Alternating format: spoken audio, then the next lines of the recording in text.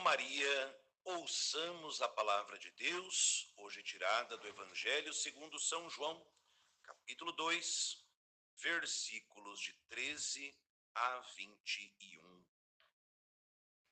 O Senhor esteja conosco. Ele está no meio de nós. Proclamação do Evangelho de João. Glória a vós, Senhor. A Páscoa dos judeus estava próxima e Jesus subiu para Jerusalém. No templo, Jesus encontrou os vendedores de bois, ovelhas e pombas e os cambistas sentados. Fez então um chicote de cordas e expulsou todos do templo, e também as ovelhas e os bois. Espalhou as moedas e virou as mesas dos cambistas. E disse aos que vendiam pombas: tirem isso daqui. Não faça da casa de meu pai uma casa de negócios. Seus discípulos se lembraram do que está escrito: o zelo pela tua casa me consumirá. Os judeus responderam dizendo a Jesus: que sinal nos mostras para fazeres tais coisas? Jesus respondeu dizendo-lhes: destruam este templo, e em 3 dias eu o levantarei. Os judeus então disseram: há 46 anos vem sendo construído esse templo, e tu o levantarás em 3 dias? Jesus, porém, falava do templo do seu corpo. Palavra da salvação. Glória a vós, Senhor. Meu irmão, minha irmã, vamos lá no meinho do nosso Evangelho grifar algo que é muito importante. Claro, a palavra de Deus, desde a primeira à última letra dela, é importante, mas hoje eu gostaria de destacar esta afirmação de Jesus e esta ordem que ele dá. É um exorcismo, né? Não façam da casa de meu pai uma casa de negócios. Não façam da casa de meu pai uma casa de negócios. Meu irmão e minha irmã, hoje é primeiro sábado do mês, dia do desagravo, da reparação dos pecados cometidos contra o coração imaculado de Maria. E nós somos chamados a olhar para o nosso coração como casa de Deus. Assim como o coração imaculado da Virgem Maria é casa do Deus Altíssimo, pelo nosso batismo, o nosso coração também é. Já dirá o apóstolo São Paulo: não sabeis que sois o templo de Deus? Na própria carta aos Romanos, que nós estamos meditando nesse mês da Bíblia, São Paulo dirá: porque o amor de Deus foi derramado nos nossos corações. Então veja, o nosso coração é casa de Deus. E a casa que é de Deus não se negocia. A casa que é de Deus não se negocia. Eu não posso fazer leilão com o meu coração, meu irmão e minha irmã. Você não tem o direito de sair por aí leiloando o seu coração para qualquer demônio que apareça. Pelo amor de Deus. Papa Francisco, ele dizia que era preciso cuidar bem do nosso coração. O próprio Jesus também disse isso de maneira ainda mais incisiva. Ele diz: olha, onde estiver o teu tesouro, aí estará também o teu coração. O coração imaculado da Virgem Maria não é imaculado apenas porque é isento de todo pecado. O coração imaculado de Maria também é imaculado porque, além de ser isento de todo e qualquer pecado, inclusive o pecado original, o coração imaculado de Maria é também repleto e transbordante de Deus. Não basta ser vazio do mal se eu não me preencho do bem. Não basta eu ter o coração vazio da maldade se eu não recheio o meu coração da presença amorosa de Deus.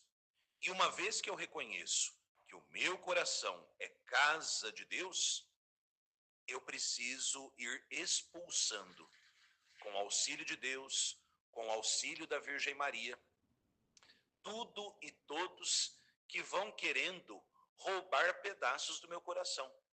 Seria a mesma coisa que eu pegasse o meu coração, colocasse numa mesa, repartisse os pedaços, desse um pedacinho para Deus e falasse para os outros: olha, está à venda, quem dá mais leva. O que é isso? Não.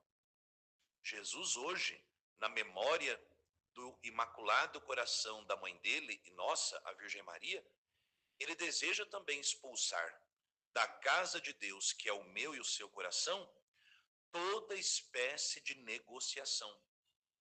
Com o demônio, com o pecado, com o mal, não se negocia, meu irmão e minha irmã. Com o pecado não se negocia. O nosso coração é casa de Deus. Santa Teresa d'Ávila dizia: a alma não é outra coisa a não ser jardim para Deus.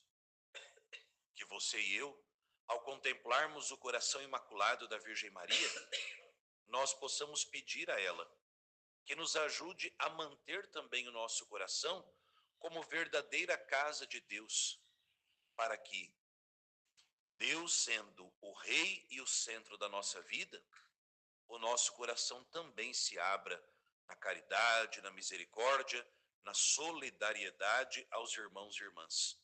Mas lembrando, é preciso viver a soberania de Deus nos nossos corações. Não vamos fazer leilão. Desde o nosso batismo, o amor de Deus foi derramado nos nossos corações e dentro do nosso coração habita Deus. Não façais da casa do meu Pai uma casa de negócios.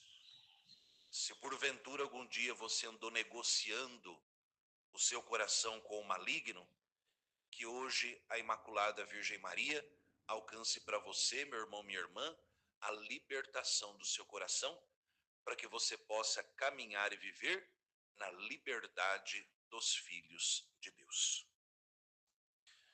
Prossigamos a leitura e a meditação desse livro tão bonito, ditado por Deus para Santa Catarina de Sena, chamado O Diálogo. E assim diz Deus para Santa Catarina e para nós: eu disse antes que o demônio convida os homens para a água morta, a única que lhe pertence, cegando-os com os prazeres e satisfações do mundo.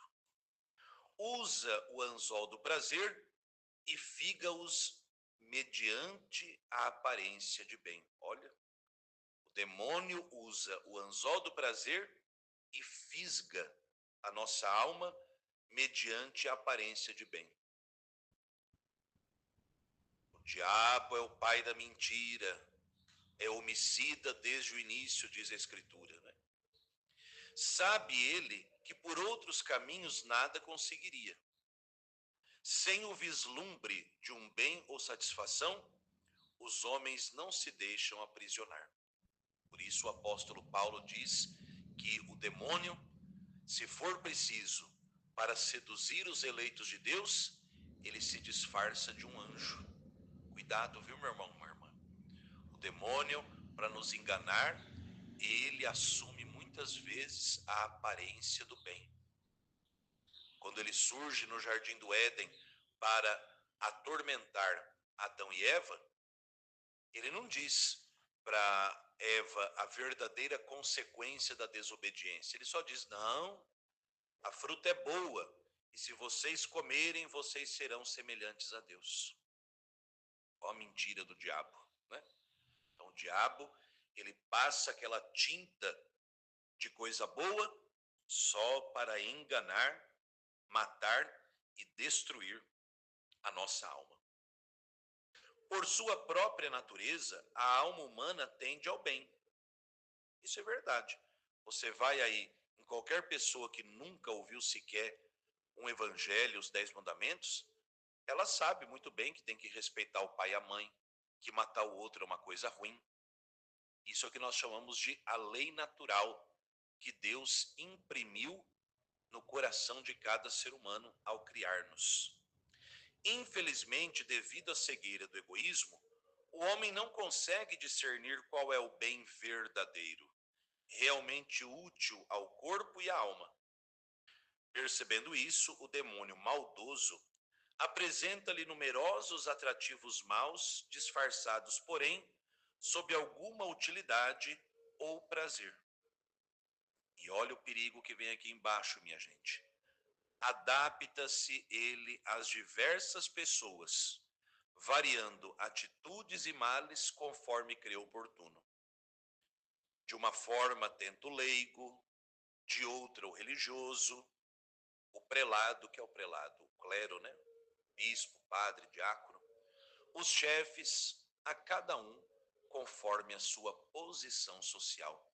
Eu convido você a grifar aí essa última frase, né? Para você não se esquecer disso. De uma forma ele tenta o leigo, de outra o religioso, o prelado, os chefes, a cada um conforme sua posição social.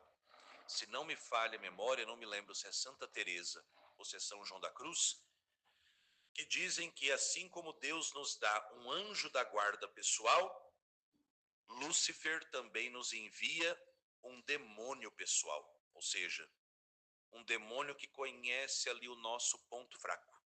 Pode ver. Talvez alguma coisa que é uma grande tentação para mim, não é tentação para Dona Lourdes. E eu falo, nossa, Dona Lourdes, eu passei por tal situação, eu cheguei a suar frio para resistir à tentação.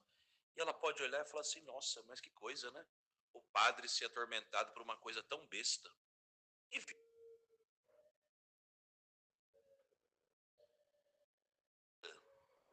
E ele descobre, é ali o ponto fraco. E quando ele não consegue nos fazer cair diante do mal em si, então ele assume a forma de coisa boa. Cuidado. Isso acontece muitas vezes com quem se converte, né? Sai de uma vida errada e começa a levar uma vida de santidade. Cuidado, por isso que a humildade, ela nos priva do tentador. Né? A pessoa não rezava nada, não ia à missa, não confessava. De repente ela começa, com a graça de Deus, a viver uma vida sacramental decente, a meditar a palavra de Deus, rezar o Santo Rosário. Aí o diabo começa a sussurrar para ela dizendo assim, tá vendo como agora você é uma alma perfeita? Tá vendo como que você reza bonito agora? Olha, você, nossa, não existe no mundo um cristão mais cristão que você. Pronto. O demônio não conseguiu te derrotar pelo mal descarado, ele vai colocar em você o espírito da soberba. Por isso que a humildade vai sempre nos barrar de cair nas ciladas do maligno. Ai, olha, Dona Lourdes, como a senhora é uma ministra boa. Como é que a Dona Lourdes vai derrubar o diabo? Se não for a graça de Deus, eu não faço nada. Pronto. Quando a gente reconhece, a nossa humildade, o nada que nós somos sem a graça de Deus, o diabo não tem força, não tem poder sobre nós. Por isso, meu irmão, minha irmã, peçamos hoje a Nossa Senhora e a São Miguel Arcanjo que nos dê o discernimento necessário para reconhecermos o mal quando ele se apresenta como mal, mas também para que a gente possa desbaratinar as insídias do maligno quando ele passar o verniz de coisa boa naquilo que é ruim. Dizia São Pio da Petreucina, de que me adianta ter um bolo todo suculento e bonito e saboroso se ele está recheado de puro veneno? É isso que o diabo faz com a gente. Coloca uma situação tão bonita, apetitosa, saborosa, mas hora que você morde, é puro veneno que destrói a alma. É melhor comer o pão seco com Deus do que comer caviar na mão do capeta. Então que você e eu possamos viver na humildade, na vigilância, na oração, reconhecendo que sem a graça de Deus, sem o auxílio da misericórdia de Deus, nós nada somos e nada podemos. A Virgem Santíssima, juntamente com São Miguel, nos alcancem esta graça. Amém?